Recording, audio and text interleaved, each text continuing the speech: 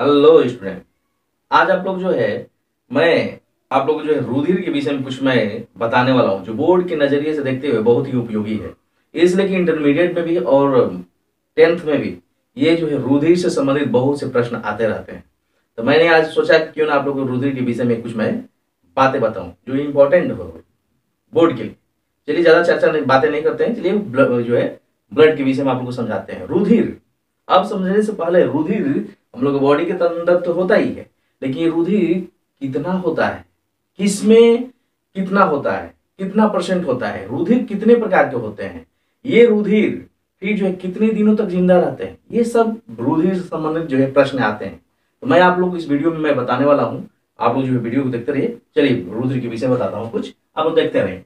देखिए रुधिर कणिकाएं मैंने लिखा है, जिसको इंग्लिश में ब्लड कार्पल्स भी कहते हैं। अब रुधिर कणिकाएं समझने से पहले रुधिर पहले समझिए रुधिर है क्या।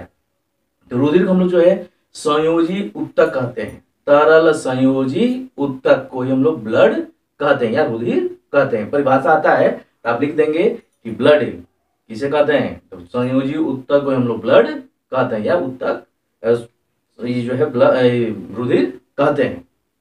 अब आता है प्रश्न कि रुधिर ये कितने प्रकार का होता है। तो रुधिर दो प्रकार का होता है। अब जिसमें आपका एक तो मैंने लिखा वो रुधिर कणिकाएं और दूसरा होता है प्लाज्मा। अब प्लाज्मा जो है, प्लाज्मा में कार्बनिक अकार्बनिक पदार्थ होता है, जिसमें बहुत से प्लाज्माओं में जिस देखा गया है कि जो हम लोग का रुधिर में जो है 55% में जो है प्लाज्मा जो है 90% जो है जल देखा जाता है। फिर 10% जो है कार्बनिक अकार्बनिक पदार्थ जो है इस प्लाज्मा में होते हैं। अब आता है कि इस प्लाज्मा में देखिए रुधिर कणिका के विषय में आपको समझाऊंगा, लेकिन प्लाज्मा के विषय में थोड़ा बहुत समझ लीजिए। ये प्लाज्मा में होता क्या है कि इस प्लाज्मा में जो है ये 90% तो जल होता ही है और 10% कार्बनिक अकार्बनिक पदार्थ होता है। 90% जल और 10% कार्बनिक अकार्बनिक पदार्थ होता है। अब आता है प्रश्न कि इसमें इस प्लाज्मा में देखिए एक होता क्या है कि हम लोग का ब्लड नस के द्वारा ही नस में ही प्रवाहित होता है, जिसको हम लोग ये विज्ञान में वाहिनियां कहा जाता है। तो वाहिनी के अंदर ये ब्लड एक जगह से दूसरी जगह पूरे बॉडी में परिसंचरण करता रहता है, एक जगह से दूसरी जगह जाता रहता है। अब आता है प्रश्न कि इसमें कौन सा पदार्थ होता है, इस ब्लड में कौन सा पदार्थ होता है जिसकी वजह से ये नसों में जो है थक्का ब्लड नहीं जमता है। तो इसको उत्तर याद कर लीजिए, हिपैरिन। ये हिपैरिन नामक पदार्थ होता है ब्लड के अंदर, जो ब्लड को जो है नसों में जमने नहीं देता है। ये हिपैरिन होता है। फिर अगला प्रश्न आता है, ये कौन सा जो है पदार्थ होता है, वो आया कौन सा जो है हार्मोन होता है जिसके वजह से जब कभी चोट लग जाता है, जैसे मान लो कहीं जा रहे हैं एक्सीडेंट कर गया, या कहीं जा रहे हैं कहीं कोई कुछ काट ही लिया, ये स्क्रैच हो गया, ठीक, तो अच्छा भाई स्क्रैच हो गया है। अब स्क्रैच होने के कारण भी ब्लड निकलने लगता है, खून निकलने लगता है। अब हिपैरिन जो है ये तो नसों में जमने नहीं देता है ब्लड को। अब समझने उल्टा इसका विपरीत है कि कौन सा पदार्थ है जिसकी वजह से जो है चोट लगता है और चोट लगने के बाद जो है खून जम जाता है। क्या कारण है आप लोग देखे भी होंगे कि कहीं कट गया, कटने के बाद वहां जो है जम जाता है खून, लाशा जैसे, मतलब अलकातरा जैसे, या जो अलिता लगाया था ना, अलिता जैसे जो है सट जाता है।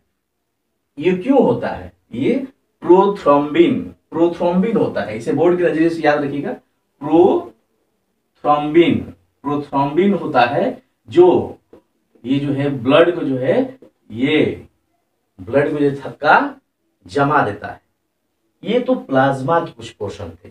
अब आते हैं दूसरा प्रश्न होता है रुधिर कणिकाएं। ये दूसरा है रुधिर कणिकाएं। अब ये रुधिर कणिकाएं जो है कितने प्रकार के होते हैं। तो रुधिर कणिकाएं जो है 3 प्रकार का होता है, जिसको इंग्लिश में ब्लड कार्पस कहते हैं, जिसमें आपका लाल रुधिर जिसको रेड ब्लड कहते हैं, दूसरा श्वेत रुधिर जिसको व्हाइट ब्लड कार्पस कहते हैं, तीसरा प्लेटलेट्स जो इंग्लिश में प्लेटलेट्स होता है। ये 3 ब्लड के जो है कणिकाओं के जो है पोर्शन होते हैं। अब श्वेत रुधिर कणिकाओं को जो है जिसको व्हाइट ब्लड कार्पस कहते हैं, इसको भी 2 भागों में डिवाइड किया है, कणिकामय श्वेत और कणिका रहित श्वेत। अब देखते हैं, लिखा गया है, इसमें मैंने लिखा है कि कणिका में श्वेत को भी 3 भागों में बांटा गया है, इओसिनोफिल्स, बेसोफिल्स, न्यूट्रोफिल्स। फिर कणिका रहित को भी 2 भागों में बांटा गया है, लिम्फोसाइट्स, मोनोसाइट्स। अब करते हैं एक एक करके सभी के विषय में मैं आप लोग बताता हूं। तो पहला मैंने बताया रुधिर कणिकाएं। ये रुधिर कणिकाएं जो है, जिसको हम लोग आरबीसी कहते हैं, आरबीसी पहला, मैं आप लोग को एक एक करके सबको विषय में जो है, सबको विषय मैं एक एक करके बता रहा हूं। आरबीसी जिसको रेड ब्लड कॉर्पस कहते हैं, ये होता क्या है कि ये जो है गोल होते हैं, अब चपटे और उभयोत्तल होते हैं। ये गोल होते हैं, चपटे उभयोत्तल होते हैं, उभयोत्तल होते हैं। आता है प्रश्न तो, उभयोत्तल होते हैं।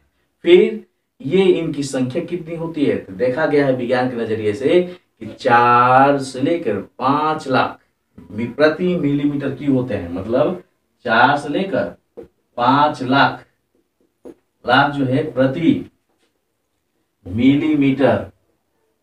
मिलीमीटर क्यूब के बराबर होते हैं, प्रति मिलीमीटर क्यूब के बराबर होते हैं।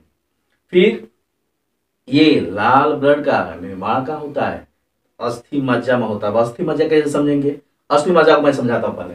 अस्थि मज्जा जैसे आप लोग, अब तो देखिए, अब समाज में जो है मीट मछली तो है ही खाना। अब अस्थि मज्जा को समझने मैं आप लोग को एग्जाम्पल दे रहा हूँ। जैसे आप लोग देखे होंगे कि कोई जो है मुर्गा का जो है, बहुत से लोग लेग पीस खाते हैं। लीजिए, मुर्गा का लेग पीस मैंने बना दिया, ये मुर्गा का लेग पीस है।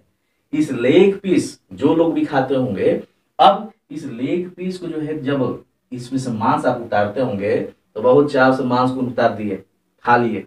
अब खाने के बाद आप लोग देखेंगे खूब चूसते होंगे हड्डिया को।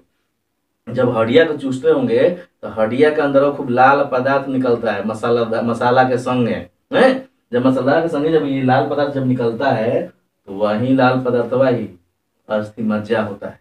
ठीक है, इस अस्थि मज्जा के द्वारा जो है ये ब्लड का मतलब लालका खून का जो है निर्माण होता है। ये होता है आपका अस्थि मज्जा। ठीक है, अब इसमें आता है प्रश्न, अस्थि मज्जा ये तो निर्माण हो गया, लेकिन लालका खून का जो है जीवन काल कितना होता है। चलिए जीवन काल समझिए। अब इस आरबीसी का जीवन काल देखा गया है कि ये जो है, इसका जीवन काल जो है, जीवन काल आएगा बॉडी में प्रश्न कि इसका जीवन काल कितने दिनों का होता है। तो ये 100 से लेकर 120 दिन का इसका जीवन काल होता है। इतने 120 दिनों तक ये जिंदा रहता है। ये 120 दिन के बाद ये जो है क्षतिग्रस्त हो जाते हैं, मतलब इनकी लाइफ खत्म हो जाती है। फिर नए तरह से जो है इनकी लाइफ स्टाइल चेंज होती है। इसीलिए जब किसी को जो है ब्लड की जरूरत हो, ब्लड दान देना चाहिए। ठीक है, ये होता है लाल खून। अब इसमें लौह युक्त प्रोटीन जिसमें हीमोग्लोबिन के कारण ही, अब आ जाएगा प्रश्न, ये लाल रुधिर जो है ये लाल होता है क्यों है, तो हीमोग्लोबिन के कारण, इसमें हीमोग्लोबिन पाया जाता है जिसकी वजह से खून जो है लाल होता है। अब आ जाएगा प्रश्न बोर्ड में कि ये बताइए जो है ये आरबीसी रेड क्यों होता है, हीमोग्लोबिन के कारण ही जो है ये आरबीसी रेड होता है। हीमोग्लोबिन, इसे याद रखेंगे। अब ये हीमोग्लोबिन करता क्या है कि हम लोग का पूरे बॉडी में ऑक्सीजन और कार्बन डाइऑक्साइड, ऑक्सीजन और कार्बन डाइऑक्साइड का पूरे बॉडी में परिवहन करता रहता है। ये आपका आरबीसी हो। अगला चलते हैं प्रश्न कि डब्ल्यूबीसी के विषय में आप क्या करेंगे। अब ये डब्ल्यूबीसी का जो है क्या होता है, दूसरा डब्ल्यूबीसी जिसको मैंने लिखा है डब्ल्यूबीसी। अब ये डब्ल्यूबीसी क्या होता है, मतलब इसको व्हाइट ब्लड कॉर्पस कहते हैं। व्हाइट ब्लड कॉर्पस जो है, जिसको हम लोग इसको अवणी कोशिकाएं भी कहते हैं। अवणी, इसे हम लोग कोशिका भी कह सकते हैं। आ जाएगा प्रश्न डब्ल्यूबीसी का दूसरा नाम बताइए, तो अवणी कोशिकाएं या कणिकाएं कहिए, कणिकाएं, अवर्णी कणिकाएं कहते हैं। ये अवर्णी कणिकाएं होते हैं जिसको इसमें होता है कि इसमें हीमोग्लोबिन नहीं होता है। ये हीमोग्लोबिन नहीं होने के कारण ही ये जो है क्या होते हैं, सफेद होते हैं, और इसमें हीमोग्लोबिन होने के कारण ये रेड होते हैं। अब इसमें हीमोग्लोबिन नहीं होता है।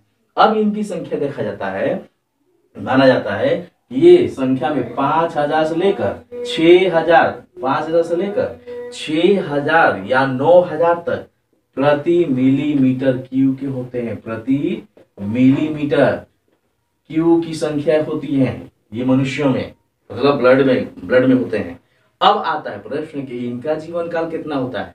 इनका जीवन काल जो है ये माना गया है कि जीवन काल की 10 से लेकर 13 दिन तक ही ये जिंदा रहते हैं, और ये 10 से 13 दिन के बाद ये फिश, ये इनका भी जीवन समाप्त हो जाता है। अब आते हैं हम लोग ये प्लेटलेट्स के विषय में। प्लेटलेट्स के विषय में थोड़ा समझिए, ये तो गए ये भी।